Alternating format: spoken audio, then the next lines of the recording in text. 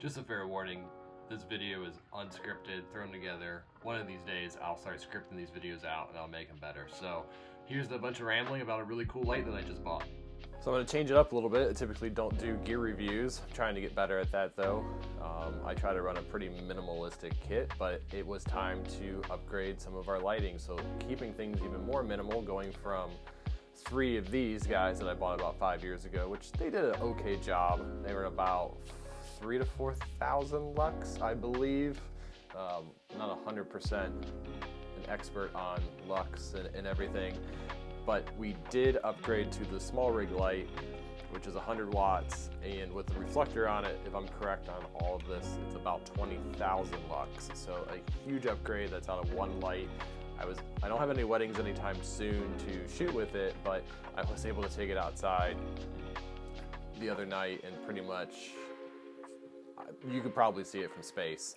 Even at 1%, it does the job. So it is adjustable from 1 to 100%, and you can change the color temperature as well of the light. So it also comes with an app, which is, it's okay. It does fine. So it's there if you need it, but it comes with a V-mount system. I have some old Sony batteries from the original lights. They work just fine on there. I'm thinking I'm gonna get a decent hour to 90 minutes out of this. I'm not gonna need it at full blast, so this is at 7% right now. It's a nice little bounce off the ceiling here that I'm sure it's being reflected, but it's bright.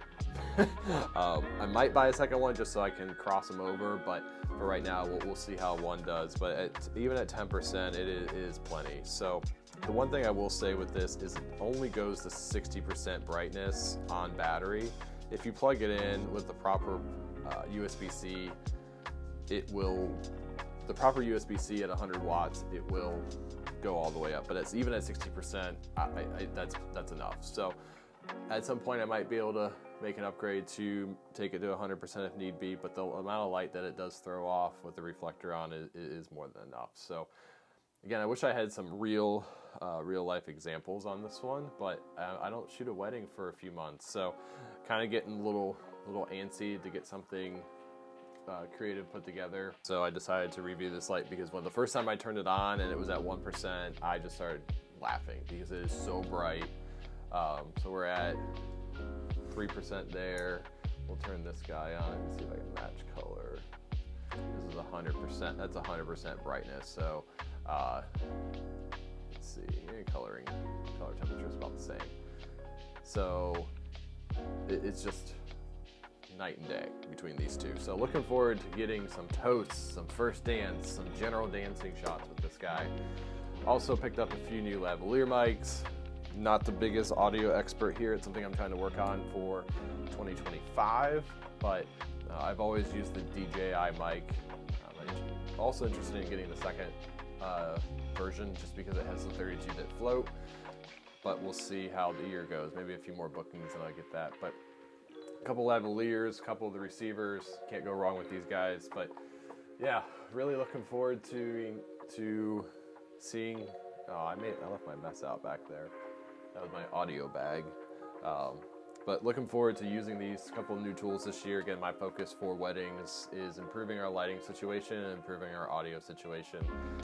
I'm trying to learn more about audio. I know a little bit, but redundancy is key. So that is where the current setup I have comes in handy with the DJI mics, because even if the connection, which I've never had an issue with the connection at weddings, cuts out, it records internally. So the next step would be to get that 32-bit float so we can have some flexibility in post with the audio. So looking forward to getting these put to use here in a few months, and maybe sooner if something comes our way. But all in all, not a very thorough review, but highly enjoying this light so far. And I guess if the power ever goes out, we can light up the whole neighborhood with it, which not a joke, because last year the power went out for 5 days and we did use some wedding lights to keep the house lit up for a little while, but then after a day or so, right, I'm out of batteries. So if anyone's looking for lighting to get started, this light is a great option. It does not come with the batteries. It'll run you